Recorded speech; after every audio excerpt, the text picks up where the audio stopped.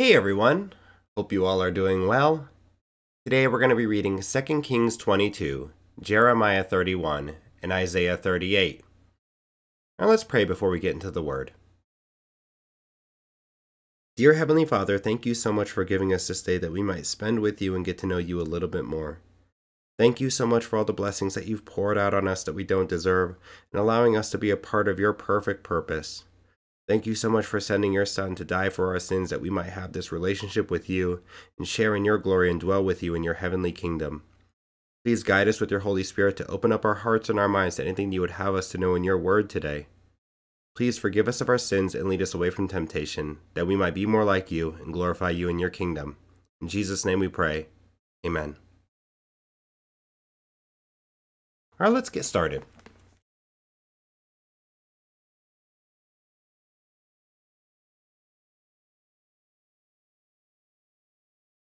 Second Kings 22. Josiah was 8 years old when he became king, and he reigned in Jerusalem 31 years. His mother's name was Jedidah, daughter of Adaiah. She was from Bozkath. He did what was right in the eyes of the Lord and followed completely the ways of his father David, not turning aside to the right or to the left. In the 18th year of his reign, King Josiah sent the secretary, Shaphan, son of Azaliah, the son of Meshullam, to the temple of the Lord. He said, "Go up to Hilkiah, the high priest, and have him get ready the money that has been brought into the temple of the Lord, which the doorkeepers have collected from the people. Have them entrust it to the men appointed to supervise the work on the temple, and have these men pay the workers who repair the temple of the Lord, the carpenters, the builders, and the masons. Also, have them purchase timber and dress stone to repair the temple. But they need not account for the money entrusted to them, because they are honest in their dealings." Hilkiah the high priest said to Shaphan the secretary, "I have found the book of the law in the temple of the Lord." He gave it to Shaphan, who read it. Then Shaphan the secretary went to the king and reported to him, "Your officials have paid out the money that was in the temple of the Lord, and have entrusted it to the workers and supervisors at the temple." Then Shaphan the secretary informed the king, "Hilkiah the priest has given me a book," and Shaphan read from it in the presence of the king. When the king heard the words of the book of the law, he tore his robes. He gave these orders to Hilkiah the priest, Ahikam son of Shaphan, Akbor son of Micaiah, Shaphan the secretary, and Asaiah the king's attendant.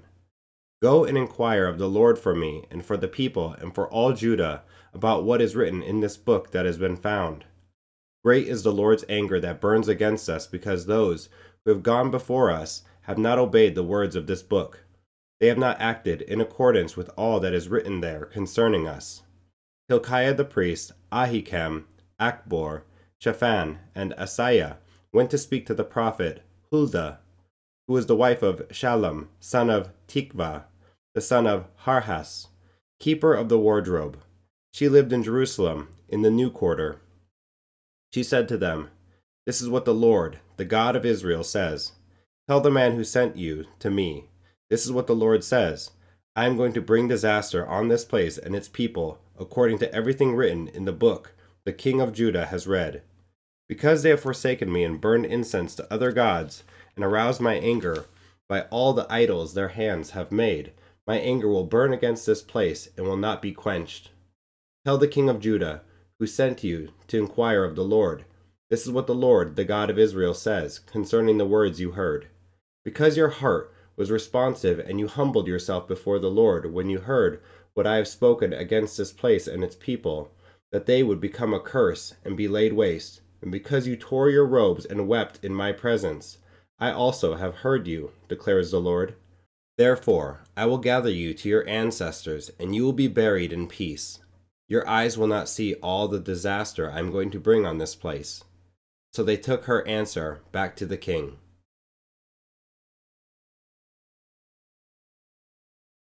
Jeremiah 31. At that time, declares the Lord, I will be the God of all the families of Israel, and they will be my people. This is what the Lord says. The people who survive the sword will find favor in the wilderness. I will come to give rest to Israel. The Lord appeared to us in the past, saying, I have loved you with an everlasting love. I have drawn you with unfailing kindness. I will build you up again, and you, virgin Israel, will be rebuilt. Again you will take up your timbrels, and go out to dance with the joyful.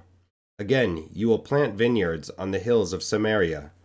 The farmers will plant them and enjoy their fruit.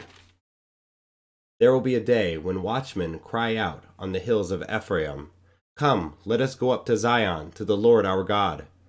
This is what the Lord says: Sing with joy for Jacob, shout for the foremost of the nations. Make your praises heard and say, "Lord, save your people, the remnant of Israel." See, I will bring them from the land of the north and gather them from the ends of the earth. Among them will be the blind and the lame, expectant mothers and women in labor. A great throng will return. They will come with weeping. They will pray as I bring them back. I will lead them beside streams of water, on a level path where they will not stumble, because I am Israel's father, and Ephraim is my firstborn son. Hear the word of the Lord, you nations. Proclaim it in distant coastlands. He who scattered Israel will gather them, and will watch over his flock like a shepherd.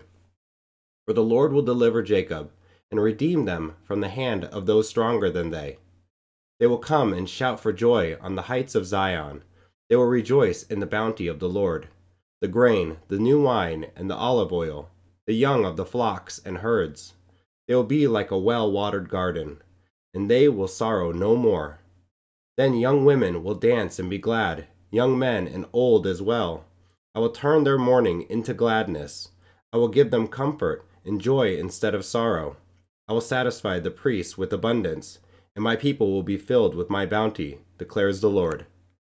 This is what the Lord says: A voice is heard in Ramah, mourning and great weeping, Rachel weeping for her children and refusing to be comforted, because they are no more. This is what the Lord says: Restrain your voice from weeping and your eyes from tears, for your work will be rewarded, declares the Lord. They will return from the land of the enemy, so there is hope for your descendants, declares the Lord. Your children will return to their own land. I have surely heard Ephraim's moaning. You discipline me like an unruly calf, and I have been disciplined. Restore me, and I will return, because you are the Lord my God. After I strayed, I repented. After I came to understand, I beat my breast. I was ashamed and humiliated, because I bore the disgrace of my youth. Is not Ephraim my dear son, the child in whom I delight? Though I often speak against him, I still remember him. Therefore my heart yearns for him. I have great compassion for him, declares the Lord. Set up road signs, put up guideposts. Take note of the highway, the road that you take. Return, virgin Israel, return to your towns. How long will you wander, unfaithful daughter Israel? The Lord will create a new thing on earth. The woman will return to the man. This is what the Lord Almighty, the God of Israel, says: When I bring them back from captivity, the people in the land of Judah and in its towns will once again use these words: The Lord bless you, you prosperous city, you sacred mountain. People will live together in Judah and all its towns, farmers and those who move about with their flocks. I will refresh the weary and satisfy the faint. At this I awoke and looked around. My sleep had been pleasant to me. The days are coming, declares the Lord, when I will plant the kingdoms of Israel and Judah with the offspring of people and of animals. Just as I watched over them to uproot and tear down and to overthrow, destroy, and bring disaster, so I will watch over them to build and to plant, declares the Lord. In those days, people will no longer say, The parents have eaten sour grapes, and the children's teeth are set on edge. Instead, everyone will die for their own sin. Whoever eats sour grapes, their own teeth will be set on edge. The days are coming, declares the Lord, when I will make a new covenant with the people of Israel and with the people of Judah. It will not be like the covenant I made with their ancestors when I took them by the hand to lead them out of Egypt, because they broke my covenant, though I was a husband to them, declares the Lord. This is the covenant I will make with the people of Israel after that time, declares the Lord. I will put my law in their minds and write it on their hearts. I will be their God, and they will be my people. No longer will they teach their neighbor or say to one another, Know the Lord, because they will all know me, from the least of them to the greatest, declares the Lord. For I will forgive their wickedness and will remember their sins no more. This is what the Lord says: He who appoints the sun to shine by day, who decrees the moon and stars to shine by night, who stirs up the sea so that its waves roar, the Lord Almighty is his name. Only if these decrees vanish from my sight, declares the Lord, will Israel ever cease being a nation before me. This is what the Lord says: Only if the heavens above can be measured and the foundations of the earth below be searched out, will I reject all the descendants of Israel, because of all they have done, declares the Lord. The days are coming, declares the Lord, when this city will be rebuilt for me, from the tower of Hananel to the corner gate. The measuring line will stretch from there straight to the hill of Gareb, and then turn to Goah. The whole valley where dead bodies and ashes are thrown, and all the terraces out to the Kidron Valley, on the east, as far as the corner of the horse gate, will be holy to the Lord. The city will never again be uprooted or demolished. Isaiah 38. In those days Hezekiah became ill and was at the point of death. The prophet Isaiah, son of Amoz, went to him and said, This is what the Lord says: Put your house in order, because you are going to die. You will not recover. Hezekiah turned his face to the wall and prayed to the Lord. Remember, Lord, how I have walked before you faithfully and with wholehearted devotion, and have done what is good in your eyes. And Hezekiah wept bitterly. Then the word of the Lord came to Isaiah. Go and tell Hezekiah, This is what the Lord, the God of your father David, says: I have heard your prayer and seen your tears. I will add 15 years to your life, and I will deliver you and this city from the hand of the king of Assyria. I will defend this city. This is the Lord's sign to you that the Lord will do what he has promised. I will make the shadow cast by the sun go back the 10 steps it has gone down on the stairway of Ahaz. So the sunlight went back the 10 steps it had gone down. A writing of Hezekiah, king of Judah, after his illness and recovery. I said, In the prime of my life, must I go through the gates of death and be robbed of the rest of my years? I said, I will not again see the Lord himself in the land of the living. No longer will I look on my fellow man, or be with those who now dwell in this world. Like a shepherd's tent, my house has been pulled down and taken from me. Like a weaver, I have rolled up my life, and he has cut me off from the loom. Day and night you made an end of me. I waited patiently till dawn, but like a lion he broke all my bones. Day and night you made an end of me. I cried like a swift or thrush. I moaned like a mourning dove. My eyes grew weak as I looked to the heavens. I am being threatened. Lord, come to my aid. But what can I say? He has spoken to me, and he himself has done this. I will walk humbly all my years because of this anguish of my soul. Lord, by such things people live, and my spirit finds life in them too. You restored me to health and let me live. Surely it was for my benefit that I suffered such anguish. In your love you kept me from the pit of destruction. You have put all my sins behind your back.